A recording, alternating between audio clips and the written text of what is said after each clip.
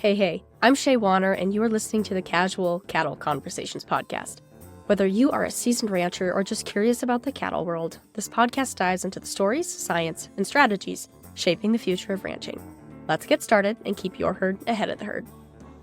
Folks, today we are visiting with Blane Lowe about vaccine efficacy and how ranchers can work with their veterinarians to establish a vaccine protocol that works for them. Now, this is going to be a little off topic, but I just want to send some good thoughts and vibes to everyone who is calving, selling bulls, buying bulls, and just in the thick of March. It is a busy month for many of us, and at the time of recording this, my husband and I are preparing for calving, and my parents are preparing for a bull sale, so I get it. And one tip that always helps me get through busy seasons is to list 3 things that I'm grateful for. It helps the good days feel great, and the bad days feel better. But with that, I don't want to take too much of your time, so let's visit with Blane about vaccine efficacy and how we can get the most out of those programs. Want to boost your ranch profitability? Choose Red Angus. Celebrated as the beef industry's most favored female, Red Angus cattle are a consistent source of traditional Angus traits, including carcass quality, maternal characteristics, calving ease, and moderate size. Over the past decade, Red Angus registrations have surged by 24%. Elevate your herd with Red Angus by heading to redangus.org to connect with the Red Angus team.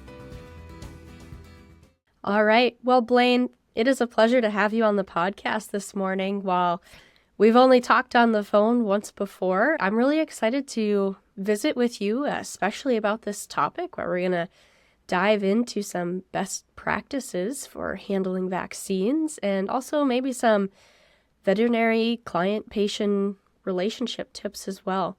So the question I always ask guests before we dive in, and it's always kind of a hard-hitting question, is why do you believe in the beef industry?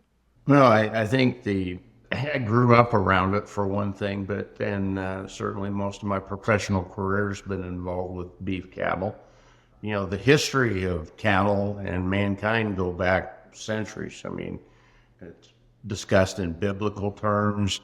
I think the biggest thing is if we look even around the world, about 1/3 of all of our acres are suitable for just about nothing more than growing grass. And so how do we get a nutrient that we can't access as humans into something that's a high quality, nutrient dense food product for us? And cattle are one of the champions and long-term champions of taking that grass and converting it into usable protein for us to eat. Plus, it's tasty and enjoyable. Well, that last bit about how cattle are kind of superheroes with being able to utilize that land and that grass, that gets brought up quite a bit, but I have not had someone bring up kind of the history of how far back the relationship between human and cattle go. So I'm glad you brought that up because that's a new perspective for that question. To our topic of today being vaccines, we have the term vaccine from cows. And, you know, the story of Edward Jenner, if anybody would like to Google that and read in further detail, basically the observation that the milkmaids in England, this was back in the late 1700s, the milkmaids would have cowpox lesions on their hands, but the rest of they weren't decimated by smallpox. And vaccine comes from vacca, which is the Latin term for cow. So basically that's named the whole industry of what we know about vaccination and vaccinology. Very interesting. I had heard that story, but I forgot about it.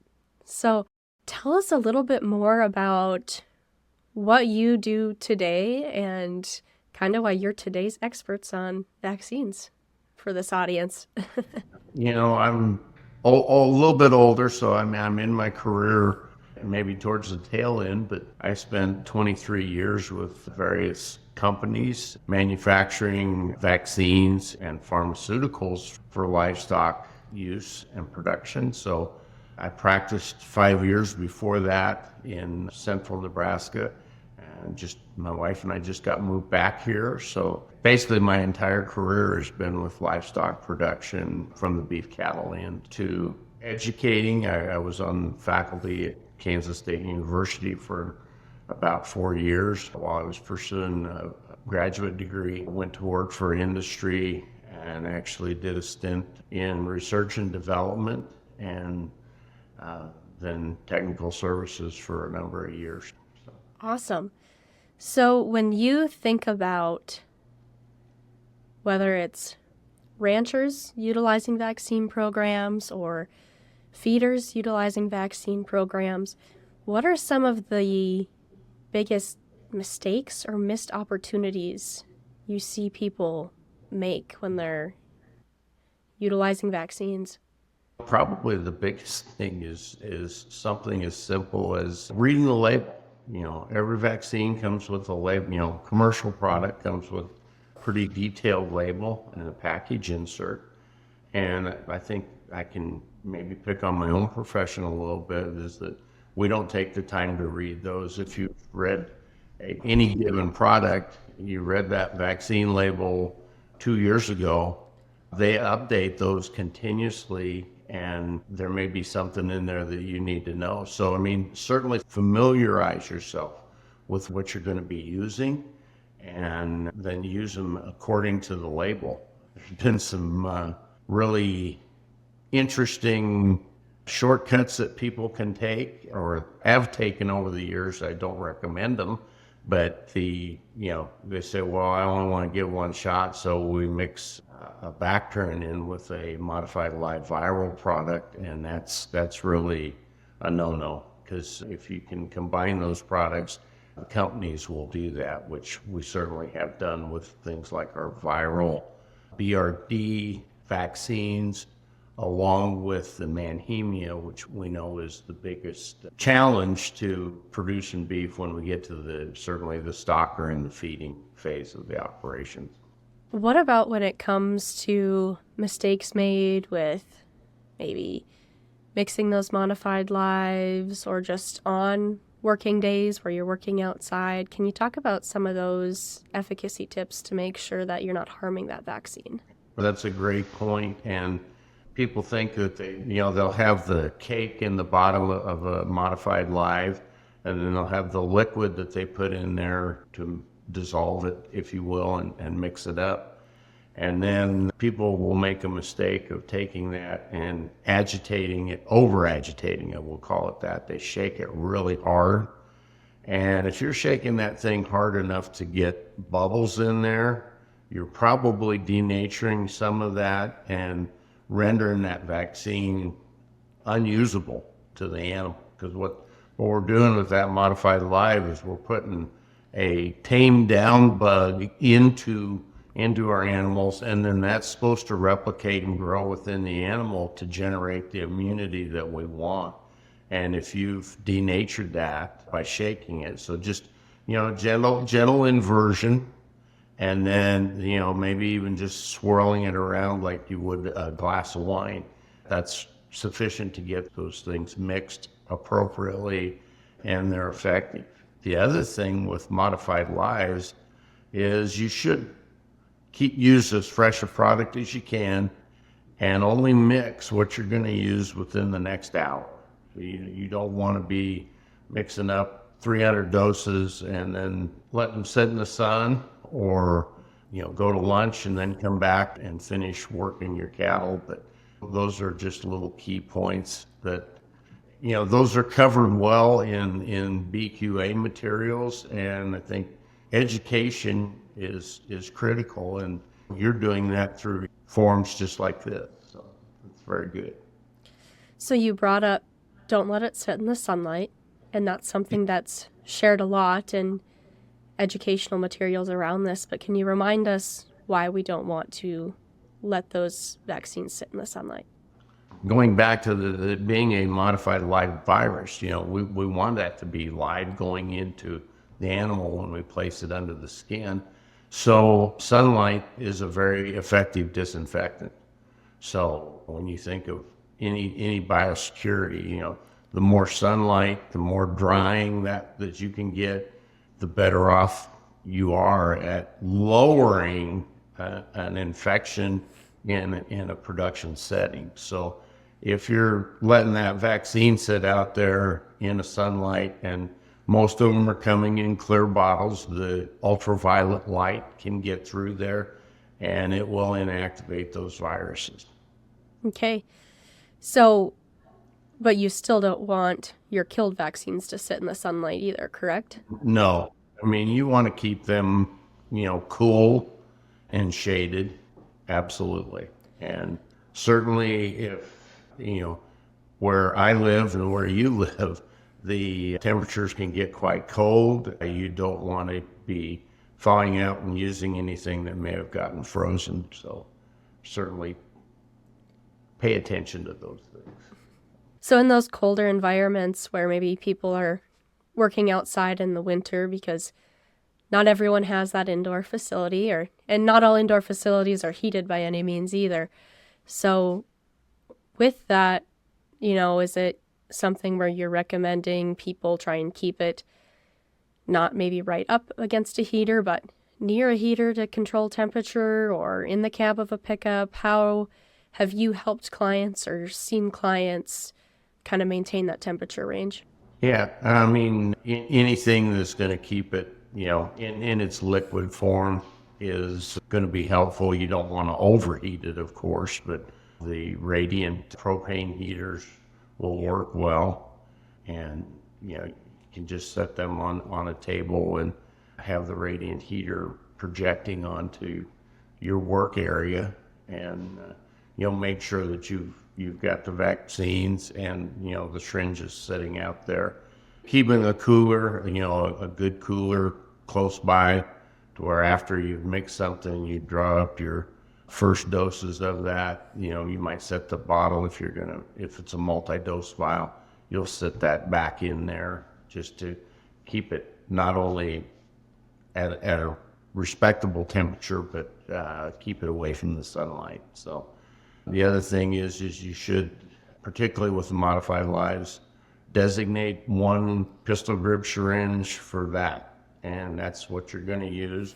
You are going to be given your clostridials or your blackleg vaccines, and then all of a sudden go over and use that one for your modified lives. That's not a very good practice. Support your cattle's health and productivity with Vigortone minerals. Since 1912, Vigortone has been a trusted name in animal nutrition. The revitalized product line offers targeted nutrition for every stage of production and every region. Vigortone delivers consistent performance and simplifies your mineral decisions. Wherever you are, Vigortone works. Visit Vigortone.com to learn more, and that link is also in the show notes. So I do want to talk about or hear your thoughts on cleaning syringes, because I know that's something that I've heard as well. But before we transition into that, is there anything else you want to touch on related to those cattle working days where you're handling those vaccines? The cleanliness is really good. I'm glad we're going to transition into that. But, like I said, go back to the label, follow the tenets of good vaccine handling and good vaccine practices.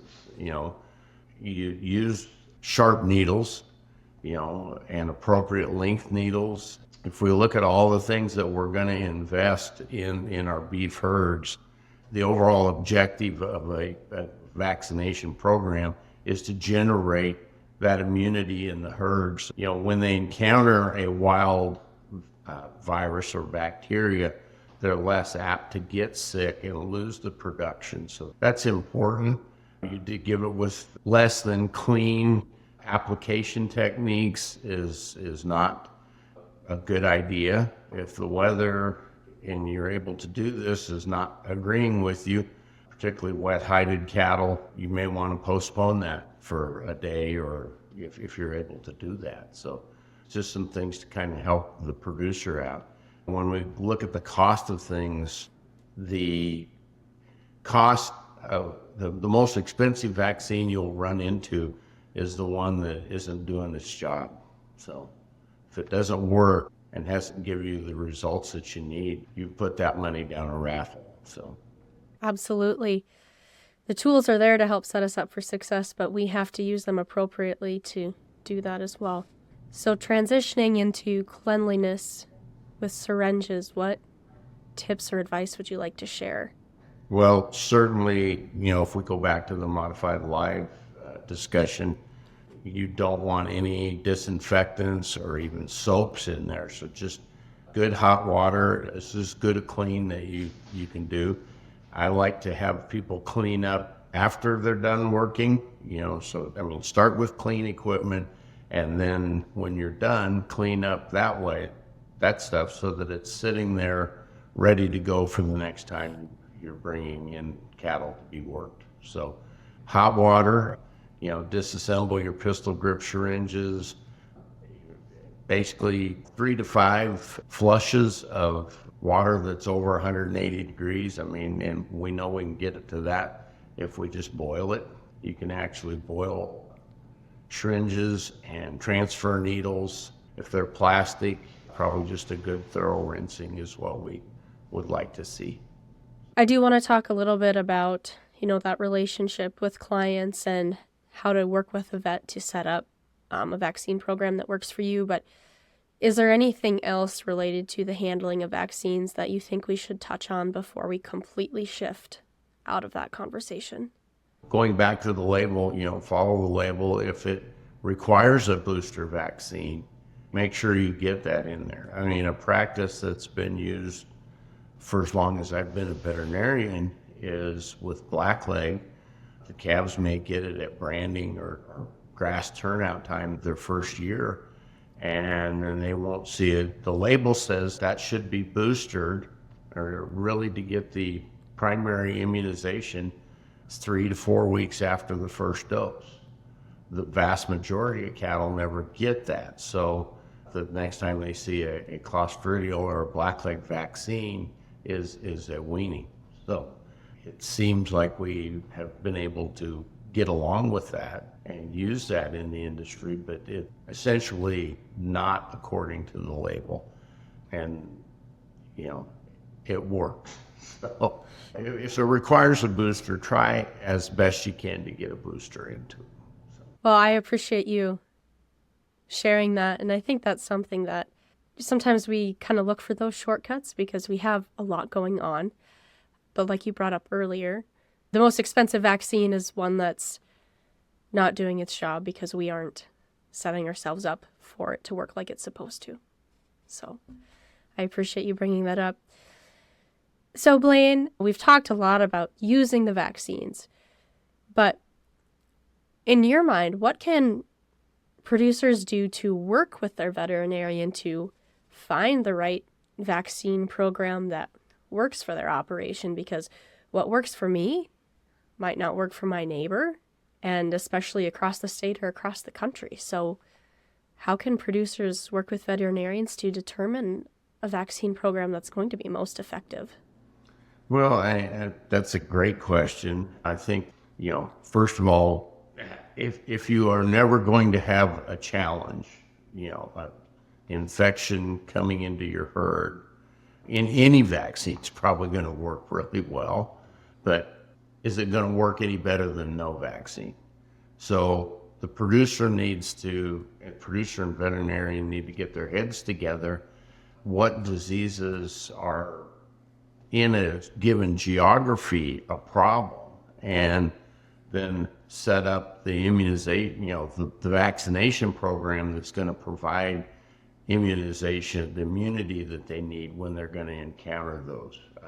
A good example that pops into my mind is redwater. And if you get into, Idaho and the Gulf Coast states and even the Great Lakes areas, you can see people will give an 8-way clostridial or an 8-way blackleg.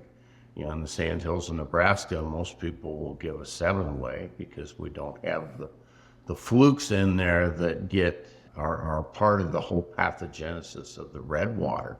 So where you might need to give an 8-way in, Idaho Falls, Idaho, and some practitioners recommend every 6 months on cows, you can do really well with a 7-way in the northern Great Plains. So there's different geographic regions where the veterinarians are a good resource for the producer, and Do we need to, when are we going to encounter the disease? When do we expect that we're going to encounter it? And how do we get those cattle immunized before they face that issue? Yeah, that is something that would be very important. And what about your veterinarian understanding kind of the full scope of your operation? Because a lot of people are diversified, and in that sense, if you're farming and have cattle or even other businesses outside of farming, that can impact how much time you have available certain times of year. So do you see that being an important part of that relationship? I think it is. I mean, if you're prepared when you go into a wreck, it's always better than being caught off guard. But I think that goes back to, you had some questions, I think, earlier about VCPR, the veterinary client-patient relationship. I think the veterinarian is critical for that. And when we look at the amount of money and capital that are invested in, just the cows today at the current markets, plus the feed, the resources and the feed, whether you're buying the feed and doing it in a dry lot, or you're on the grass or have to lease the grass to get into those cattle. The vaccination program is a fairly small cost in relation to all those other things that we do with those cows. And preventing that disease is going to help them be productive, help the herd be productive, and get the results that we want. Calling all ranchers. If you are looking for a better way to optimize your grazing operation and rev up your bottom line, Noble Research Institute can help. Noble's team of ranch managers and researchers work together to find solutions to your challenges. They don't just give you answers, they can help you understand how to apply their research-tested and field-proven principles on your ranch. Visit noble.org to learn more and browse Noble's educational resources. So when you think about that VCPR, if you could describe an ideal or a successful one, what would that look like? I think that, ideally, to your earlier point, that veterinarian knows more. He's not just, it's a two-way street. The producer needs to view the veterinarian as, that's not just who we call when things are going wrong, okay? We want to pick their brains, and the veterinarian needs to probably, book some time in their busy schedule to sit down and just say, okay, we're going to go through what we're doing for vaccination. We're going to try to anticipate the things that we know can go wrong, whether it's scours in the springtime, if we're in a spring calving situation, or if it's BRD at weaning time, or summer pneumonias out on pasture. How are we going to deal with those, set those things up, and actually be, a trusted advisor to that operation as they're progressing through their work? Well, Blane, as we kind of wrap up our conversation, in all your years of experience and with the knowledge that you have built from that experience, what final thoughts or tips, or really, is there anything you just want to share with the listeners? I would say that our industry does a remarkably good job of producing beef, right?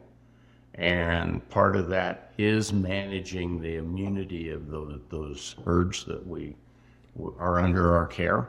So they're doing a good job. They need to just, whether it's through BQA, meetings, there's an abundance of meetings and resources that they can rely on to not only help the cattle, but to have the environmental stewardship as well, which is all part of the whole sustainability issues that we face and will continue to face. But we do an excellent job of producing, the best protein source. I'm biased, of course, but the best protein source we have available on the planet.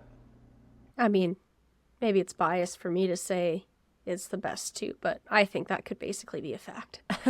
All right. Well, Blane, I really appreciate you taking the time to visit with me today and share your knowledge with the listeners out there. I mean, this was a really practical episode and maybe just a refresher for some people. But for those of you out listening, like Blane said, we got to get the most out of our vaccines. We got to make sure that they work. And to make sure they work, we have to make sure that we are reading the label, we are using them appropriately, and we establish that good relationship with our veterinarians to set ourselves up for success.